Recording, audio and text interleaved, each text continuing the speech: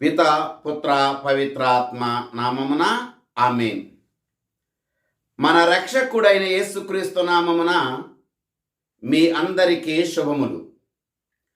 క్రీస్తు స్వరం శ్రోతలకు వీక్షకులకు స్వాగతం. యేసు ప్రభువు మిమ్ములను మీ కుటుంబాలను చల్లగా దీవించునుగాక. ప్రియ సహోదరి, ప్రియ సహోదరుడా, ఈరోజు తల్లి శ్రీ సభ సామాన్య 26వ ఆదివారాన్ని కొనియాడుచున్నది. ఈ సామాన్య 26వ ఆదివారం రోజున ప్రభు అయిన దేవుడు తన పరిశుద్ధ గ్రంథము నుండి మనందరితో 3 దివ్య గ్రంథ పట్టణాల ద్వారా మాట్లాడుచున్నాడు. మొదటి పట్టణము సంఖ్యాకాండము 11వ అధ్యాయము 25వ వచనము నుంచి 29వ వచనం వరకు. రెండవ పట్టణము పునీత యాకోబు గారు రాసిన లేఖ 5వ అధ్యాయము 1వ వచనము నుంచి 6వ వచనం వరకు. సువార్త పట్టణము మార్కు సువార్త 9వ అధ్యాయము 38వ వచనము నుంచి 43వ వచనం వరకు, 45వ వచనము మరియు 47వ వచనము నుంచి 48వ వచనం వరకు.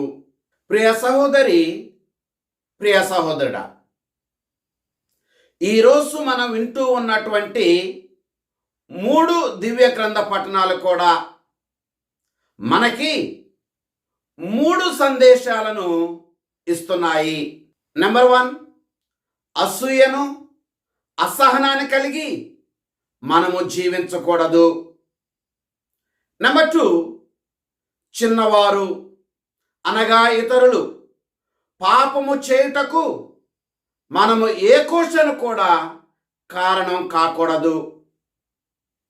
నెంబర్ 3, దేవుని నుండి లేదా దైవ రాజ్యము నుండి మనలను దూరము చేసే ఏ పాపము నుండైనా, ఆ పాపానికి కారణమైన దేనినైనా మనము మన జీవితము నుండి దూరము చేయటానికి మనము ఎల్లప్పుడూ సిద్ధంగా ఉండాలి. ప్రియ సహోదరి, ప్రియ సహోదరుడా, ఈరోజు మనం ఈ 3 సందేశాల గురించి కాసేపు మనం ధ్యానం చేద్దాం. నెంబర్ 1, అసూయను అసహనాన్ని కలిగి మనము జీవించకూడదు. ప్రియ సహోదరి, ప్రియ సహోదరుడా, మనలో ఉన్నటువంటి అసూయ, మనలో ఉన్నటువంటి అసహనం మనకి ప్రమాదాన్ని చేస్తుంది.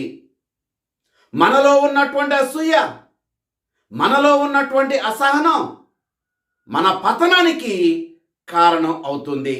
ప్రియ సహోదరి, ప్రియ సహోదరుడా, ఒక ఊరిలో 2 డేగలు ఉండేవి. ఆ 2 డేగలలో ఒక డేగ ప్రతిరోజు కూడా ఆకాశంలో బాగా పైకి ఎగిరేది.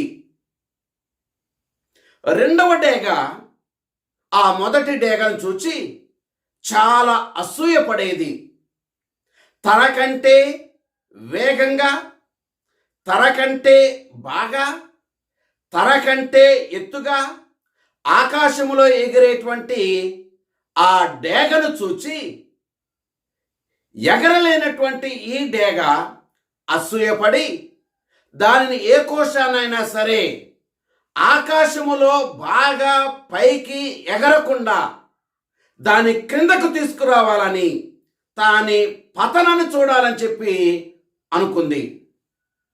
ఒక రోజున ఆ ఊరిలో ఉన్నటువంటి క్రీడాకారుణ్ణి పిలిచి తన యొక్క ఉద్దేశాన్ని ఆ క్రీడాకారుడికి చెప్పింది. బాగా ఎగరలేనటువంటి ఆ డేగ ఆ క్రీడాకారుడితో ఇలా అంది, "నీవు ఏం చేస్తావో నాకు తెలియదు. ఈ డేగ ప్రతిరోజు నాకంటే వేగంగా, నాకంటే బాగా, నాకంటే ఎత్తుగా ఆకాశములో ఎగురుతుంది. దానిని ఏ కోశానైనా సరే ఆకాశములో ఎగురుతున్నప్పుడు దానిని నేలను కూల్చాలి అని చెప్పింది. అందుకు ఆ క్రీడాకారుడు దానికి సమ్మతించాడు. సమ్మతించి పైకి ఎగరలేనటువంటి ఆ డేగతో ఇలా అన్నాడు, ఆకాశంలో నీకంటే బాగా ఎత్తుగా ఎగురుతూ ఉన్నటువంటి ఈ డేగను నేలను కూల్చాలంటే నీ రెక్కలలో ఉన్నటువంటి కొన్ని ఈకలు నాకు ఇవ్వాలి. ఆ ఈకలను నా బాణమునకు కట్టి ఆ ఆకాశములో ఎగురుతున్నటువంటి డేగను నేను కూలుస్తాను నేలకు అని చెప్పాడు. అందుకు ఆ మొదటి డేగ అంగీకరించింది. మొదటిసారి కొన్ని ఈకలను పీకి ఆ క్రీడాకారుడికి ఇచ్చాడు. ఆ ఈకలతో తన బాణాన్ని వినియోగించాడు. కానీ ఆ బాణము ఆ యొక్క ఆకాశంలో బాగా పైకి ఎగురుతున్నటువంటి ఆ డేగను చేరుకోలేకపోయింది. ఫలితంగా ఆ క్రీడాకారుడు ఈ మొదటి డేగను మరికొన్ని ఈకలు అడిగాడు. ఆ డేగ తన రెక్కలలో ఉన్నటువంటి మరికొన్ని ఈకలను పెరికి ఆ క్రీడాకారుడికి ఇచ్చాడు. మరలా క్రీడాకారుడు దానిని వినియోగించాడు. అయినా సరే తన బాణము ఆకాశంలో బాగా పైకి ఎగురుతున్నటువంటి ఆ డేగను చేరుకోలేకపోయింది. అలా రెండవసారి, మూడవసారి, నాలుగవసారి, ఐదవసారి కూడా ఈ మొదటి డేగ పైకి ఎగరలేనటువంటి డేగ తన దేహంలో ఉన్నటువంటి ఈకలన్నీ కూడా కొద్ది కొద్దిగా పెరిగి పూర్తిగా పెరికివేసి ఆ క్రీడాకారుడికి ఇచ్చింది. ఫలితంగా ఈ మొదటి డేగ ఏ కోశాన్ని కూడా తనకు రెక్కలలో ఈకలు లేకపోవటం వలన ఎగిరే స్థితి లేకపోయింది. అప్పుడు ఆ క్రీడాకారుడు ఆ డేగను చంపి విందును చేసుకున్నాడు. ప్రియ సహోదరి, ప్రియ సహోదరుడా, మొదటి డేగలో ఉన్నటువంటి ఆ అసూయ, ఈ మొదటి డేగలో ఉన్నటువంటి ఈ అసహనం తన పతనానికి కారణమైంది. ఆ అసూయ వలనే, ఆ అసహనం వలనే ఈ మొదటి డేగ మరణాన్ని కొని తెచ్చుకుంది. ప్రియ సహోదరి, ప్రియ సహోదరుడా, మనము కలిగి జీవించేటువంటి అసూయే, అసహనమే మనకి ప్రమాదంగా మారుతుంది అని, మన పతనానికి కారణం అని ఈరోజు మనమందరం కూడా గ్రహించాలి. ప్రియ సహోదరి, ప్రియ సహోదరుడా, ఈనాటి మొదటి పట్టణంలో ఇటువంటి అసూయనే, ఇటువంటి అసహనాన్ని మనం చూస్తూ ఉన్నాము. యావే దేవుడు మోషేకి ఇచ్చినటువంటి కొంత ఆత్మను తీసి 70 మంది పెద్దలకు ఆయన ఇవ్వగా, ఆ 70 మంది ఎల్దాదు, మేదాదుతో సహా అందరూ కూడా ప్రవశించటం జరిగింది. అయితే ఈ ఎల్దాదు, మేదాదు అందరితో పాటు కాకుండా గుడారం వద్దే ఉన్నా సరే వారు కూడా ప్రవశించటాన్ని చూచినటువంటి యెహోషువ అసూయ పడ్డాడు, అసహనానికి గురయ్యాడు. ఈ అసూయ పడినటువంటి యెహోషువ మోషే దగ్గరికి వెళ్ళి అందరితో పాటు లేనటువంటి ఈ ఇద్దరు పెద్దలు ఎల్దాదు, మేదాదులను ప్రవశించవద్దు అని చెప్పి ఆజ్ఞ ఇవ్వండి అని ఈ యెహోషువ మోషేను అడిగాడు. ప్రియ సహోదరి, ప్రియ సహోదరుడా, ఈ ఇద్దరిని ప్రవశించవద్దు అని చెప్పి ఆజ్ఞ ఇవ్వమని యెహోషువ మోషేను అడగటానికి ఏకైక ప్రధానమైన కారణం ఈ యెహోషువలో ఉన్నటువంటి అసూయ, ఈ యెహోషువలో ఉన్నటువంటి అసహనము అని చెప్పి మనం గ్రహించాలి. ప్రియ సహోదరి, ప్రియ సహోదరుడా, ఈనాటి సువార్త పట్టణంలో కూడా ఇటువంటి అసూయని, ఇటువంటి అసహనాన్ని మనం చూస్తూ ఉన్నాము. ప్రియ సహోదరి, ప్రియ సహోదరుడా, యేసు ప్రభుని అనుసరించినటువంటి ఒకడు, శిష్యులతో పాటు లేనటువంటి ఒకడు, యేసుక్రీస్తు ప్రభు పేరట అపవిత్రాత్మలను వెళ్ళగొట్టడానికి చూచినటువంటి శిష్యులు, వారి తరపున యోహాను గారు యేసు ప్రభు దగ్గరకు వచ్చి, నిన్ను అనుసరించినటువంటి ఒకడు అపవిత్రాత్మలను వెళ్ళగొట్టుచున్నాడు కనుక మీరు అతనికి ఆజ్ఞ ఇవ్వండి, అతడు ఈ పని చేయకూడదని, అపవిత్రాత్మలను వెళ్ళగొట్టవద్దు అని మీరు అతనికి ఆజ్ఞ ఇవ్వండి అని యోహాను గారు యేసు ప్రభుని అడగటం మనం చూస్తూ ఉన్నాము. ప్రియ సహోదరి, ప్రియ సహోదరుడా, యోహాను గారిలో అసహనం ఉంది, యోహాను గారిలో అసూయ ఉంది. ఈ అసూయ వలననే, ఈ అసహనం వలననే ఈ యోహాను గారు యేసు ప్రభు దగ్గరకు వచ్చి అపవిత్రాత్మలను వెళ్ళగొడుతున్న వాడిని ఆపివేయమని అడగటం మనం చూస్తూ ఉన్నాం. ప్రియ సహోదరి, ప్రియ సహోదరుడా, మనలో కూడా చాలా మందిలో ఇటువంటి అసూయే, ఇటువంటి అసహనాన్ని కలిగి క్రైస్తవ జీవితాన్ని జీవిస్తూ ఉన్నాము. మనలో కూడా అసూయ కలిగినటువంటి యెహోషువ లాంటి వారే మనలో చాలా మంది ఉన్నారు. మనలో కూడా యోహాను గారి లాగానే అసూయ కలిగినటువంటి వారు చాలా మంది ఉన్నారు. కనుక యేసుక్రీస్తు ప్రభు ఈ రోజున అటువంటి అసూయ కలిగిన వారిని, అటువంటి అసహనాన్ని కలిగిన వారిని హెచ్చరిక చేస్తూ ఉన్నాడు. అటువంటి అసూయ, అటువంటి అసహనము క్రైస్తవులమైనటువంటి మనలో ఉండకూడదు అని చెప్పి యేసుక్రీస్తు ప్రభువు ఈరోజు మనందరికీ స్పష్టం చేస్తూ ఉన్నాడు. అందుకే యేసు ప్రభు ఇలా అంటున్నారు, మనకు విరోధి కాని వాడు మన పక్షమున ఉన్నవాడే అని. ప్రియ సహోదరి, ప్రియ సహోదరుడా, కనుక ఈ రోజున మనలను మనం ఒక ప్రశ్న వేసుకుందాం. ఏ విషయములో మనము అసూయపడుతున్నాం? ఎవరి విషయములో మనం అసూయపడుతున్నాం అన్న ప్రశ్న వేసుకుందాం.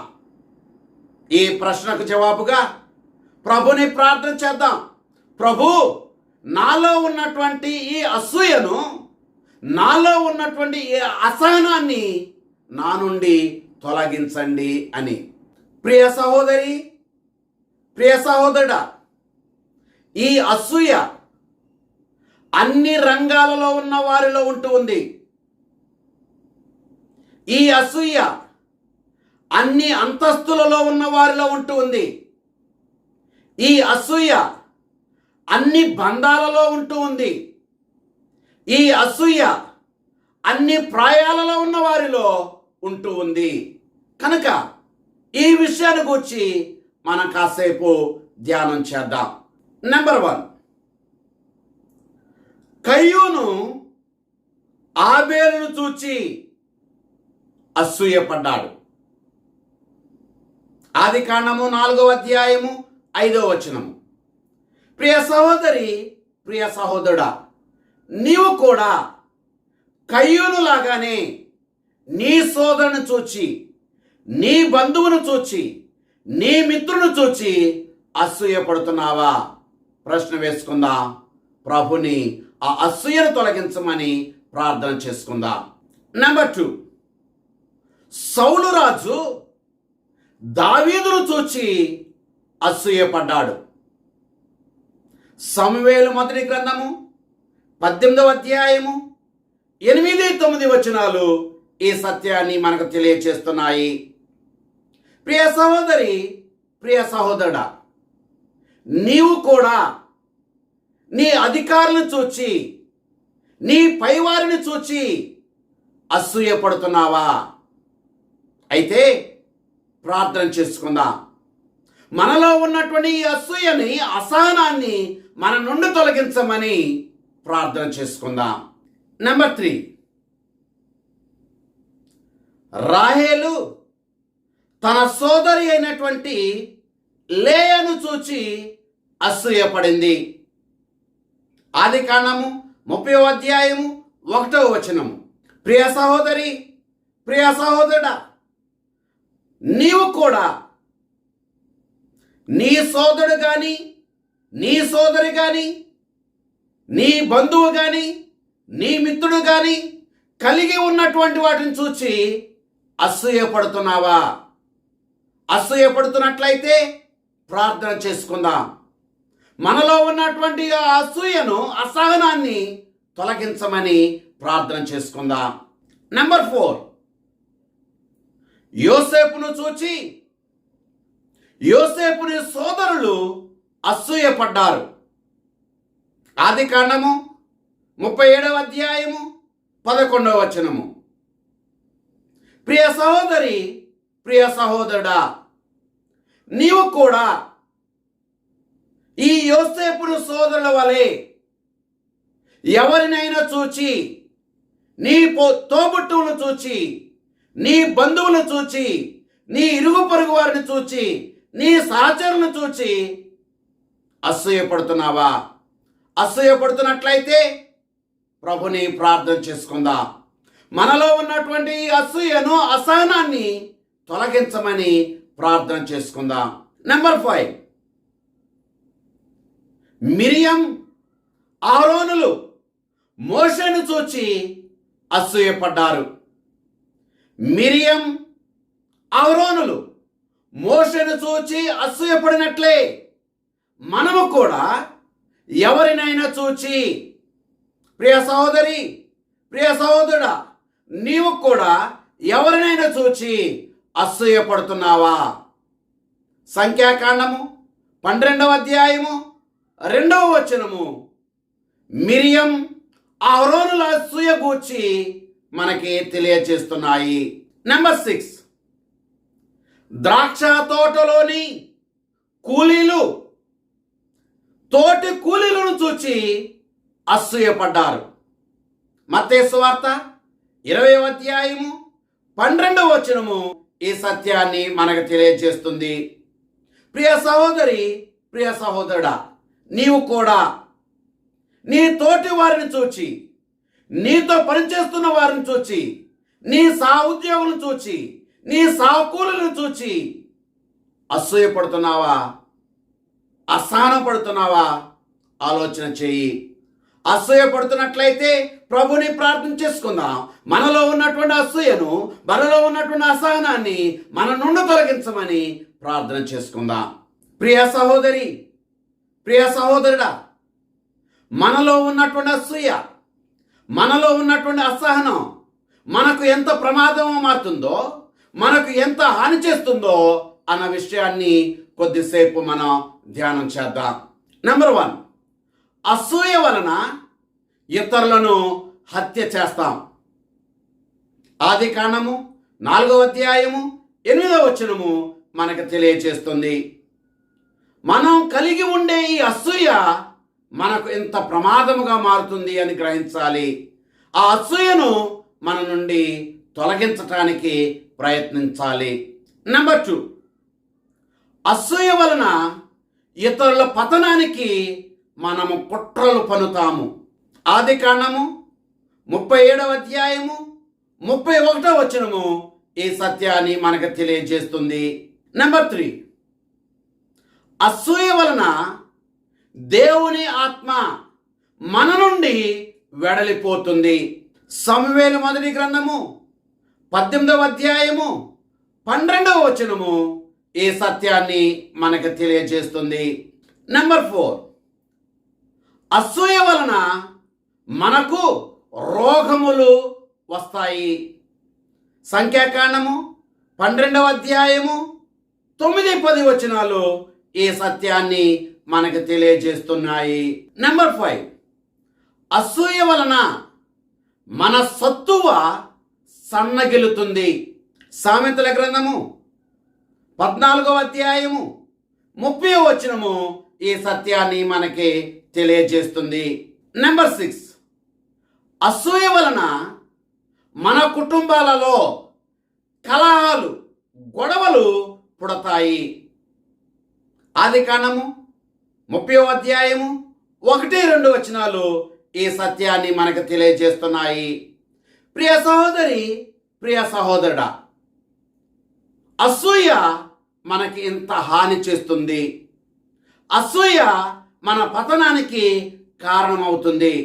అటువంటి అసూయను కలిగి మనం జీవించకూడదు అని ఈనాటి స్వార్థ పట్టణంలో యేసు ప్రభు మనకి తెలియజేస్తున్నాడు. ప్రియ సహోదరి, ప్రియ సహోదరుడా, ఇప్పుడు మనం 2వ సందేశం గురించి ధ్యానం చేద్దాం. నెంబర్ 2, చిన్నవారు లేదా ఇతరులు పాపము చేయుటకు మనము ఏ కోశాన్ని కూడా కారణం కాకూడదు. ప్రియ సహోదరి, ప్రియ సహోదరుడా, చిన్నవారు అనగా సమాజములో గుర్తింపు లేనివారు. చిన్నవారు అనగా సమాజములో గౌరవింపబడిన వారు. చిన్నవారు అనగా విశ్వాసములో బలహీనముగా ఉన్నవారు.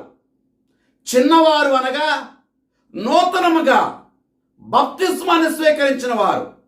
చిన్నవారు అనగా విశ్వాస జీవితంలో బాల్య దశలో ఉన్నవారు అని మనము గ్రహించాలి. ఇటువంటి వారు ఎవరైనా సరే పాపము చేయటానికి మనం కారణం కానే కాకూడదు. ప్రియ సహోదరి, ప్రియ సహోదరుడా, చాలాసార్లు మన మాటలు, మన ఆలోచనలు, మనం ఇచ్చే సలహాలు, మనం చేసే పనులు, మన జీవిత విధానం, మన అసూయ, మన పగ, మన ద్రోహం, ఇవి అన్నీ కూడా కొన్నిసార్లు ఇతరులు లేదా చిన్నవారు పాపము చేయటానికి కారణం కావచ్చు. అందుచేత మన మాటలైనా, మన క్రియలైనా, మన ఆలోచనలైనా, మన నడవడికైనా, మన యొక్క బంధాలు అయినా ఇతరుల యొక్క విశ్వాసములో బలపడటానికి ఉపయోగపడాలి తప్ప ఇతరులు లేదా చిన్నవారు పాపములోనికి నెట్టబడటానికి, పాపము చేయటానికి ఏ కోశాన కూడా మనం కారణం కానే కాకూడదు. ప్రియ సహోదరి, ప్రియ సహోదరుడా, ఈనాటి 3 దివ్య గ్రంథ పట్టణాలు మనకిచ్చేటువంటి 3వ సందేశం గురించి కాసేపు ధ్యానం చేద్దాం. నెంబర్ 3, దేవుని నుండి లేదా నిత్య జీవితము నుండి మనలను దూరము చేసే దేనినైనా సరే మన జీవితము నుండి మనం దూరం చేయాలి. ప్రియ సహోదరి, ప్రియ సహోదరుడా, ఐరిష్ పురాణం ప్రకారం ఒక క్రొత్త భూభాగాన్ని తమ స్వాధీనం చేసుకోవటానికి కొంతమంది సాహసకులు ఐరోపా ఖండము నుండి వేరు పడవలలో ప్రయాణాన్ని ప్రారంభించారు. అందులో ఒక వ్యక్తి పేరు మిస్టర్ ఓ నెయిల్. ఆ వ్యక్తి ఆ ప్రయాణములో ఆ క్రొత్త భూభాగాన్ని స్వాధీనం చేసుకోవాలి అనేది తన ఆశ. వారికి ఉన్నటువంటి నియమం ప్రకారం, వారికి ఉన్నటువంటి నిబంధన ప్రకారం ఏ వ్యక్తి అయితే మొట్టమొదటిసారిగా ఆ క్రొత్త భూభాగాన్ని తమ చేతితో తాకుతారో అలాంటి వారు ఆ భూభాగాన్ని తమ సొంతం చేసుకుంటారు. అలాంటి వ్యక్తి ఆ భూభాగానికి రాజు అవుతాడు. ఆ క్రమములో ఓర్నెయిల్ అనేటువంటి వ్యక్తి ఆశపడుతున్న కొలది ఆ పడవ ప్రయాణములో వెనుకబడుతున్నాడు. తన ప్రత్యర్థి తనకంటే వేగంగా పడవను నూనుతూ ముందుకు సాగుతున్నాడు. ఈ ఓర్నెయిల్ అనే వ్యక్తి ఎంత ప్రయత్నించినా ఆ ప్రత్యర్థి కంటే ముందు వరుసలో ఉండలేకపోతున్నాడు. వారు ప్రయాణం చేసి ఇంకా కొద్ది క్షణాలలో ఆ క్రొత్త భూభాగాన్ని చేరుకుంటారు అనే తరుణములో వెనుకబడినటువంటి ఈ ఓర్నెయిల్ అనే వ్యక్తి తన పడవ తెడ్డును వదిలివేసి తన కుడి చేతితో పదునైనటువంటి కత్తి తీసుకుని ఎడమ చేతిని నరికివేయబడినటువంటి ఆ ఎడమ చేతిని తాను స్వాధీనం చేసుకోవాలనుకున్న ఆ క్రొత్త భూభాగంపై విసిరివేశాడు. ఫలితంగా ఈ ఓర్నెయిల్ అనే వ్యక్తి ఆ క్రొత్త భూభాగాన్ని తన స్వాధీనం చేసుకున్నాడు, తన సొంతం చేసుకున్నాడు. ఆ క్రొత్త భూభాగానికి తాను రాజు అయ్యాడు. ప్రియ సహోదరి, ప్రియ సహోదరుడా, ఈనాటి సువార్త పట్టణంలో నీ చెయ్యి నీ పాపమునకు కారణమైనట్లయితే ఆ చేతిని నరికివేయి. నీ కాలు నీ పాపమునకు కారణమైనట్లయితే ఆ కాలును నరికివేయి. నీ కన్ను నీ పాపమునకు కారణమైనట్లయితే ఆ కన్నును పెరికివేయి అని అంటున్నారు. అంటే ఈరోజు యేసుక్రీస్తు ప్రభువు ఈ మాటలను రూపాలంకరణ భాషలో మాట్లాడుతున్నాడు. అంతే తప్ప అక్షరాల నీ కన్నును పెరికివేయమని, నీ చేతి నరికివేయమని, నీ కాలును నరికివేయమని అర్థం కాదు. అయితే ఆధ్యాత్మికంగా మనము అంగఛేదనం చేయాలి. ఏ అవయవం అయితే మన పాపానికి కారణమవుతుందో అటువంటి వాటిని ఆధ్యాత్మిక అంగఛేదనము మనం చేస్తే మనం దేవునికి దగ్గర అవుతాం, నిత్య జీవితాన్ని మనం పొందగలుగుతాం. ప్రియ సహోదరి, ప్రియ సహోదరుడా, ఆధ్యాత్మిక అంగఛేదనం అంటే ఏమిటో మనం కాసేపు ధ్యానం చేద్దాం. ఆధ్యాత్మిక అంగఛేదనం అంటే మన కాళ్ళు మనం వెళ్ళేటువంటి ప్రదేశానికి గుర్తు, మన చేతులు మనం చేసేటువంటి పనులకు, మనం స్పర్శించే వాటికి అవి గుర్తు. మన కళ్ళు మనము చూసే వాటికి గుర్తు. మన కళ్ళు మనం ఆశించే వాటికి అవి గుర్తు. కనుక మన కళ్ళు మనం ఆశించే వాటికి, మనం చూసే వాటికి గుర్తు. కనుక మనం దేనినైతే మనం ఆశిస్తున్నామో, దేనినైతే మనం చూస్తున్నామో, మనం ఆశించేవి, మనము చూచేవి మనలను దేవుని నుండి దూరం చేస్తున్నట్లయితే, అవి మనలను నిత్య జీవితము నుండి దూరం చేస్తున్నట్లయితే వాటిని ఆధ్యాత్మికముగా మన జీవితం నుండి పెరికివేయాలి. వాటిని ఆధ్యాత్మికముగా మన జీవితం నుండి నరికివేసి దూరం చేయాలి. దానిని మనం ఆధ్యాత్మిక అంగఛేదనం అని చెప్పి అంటూ ఉన్నాము.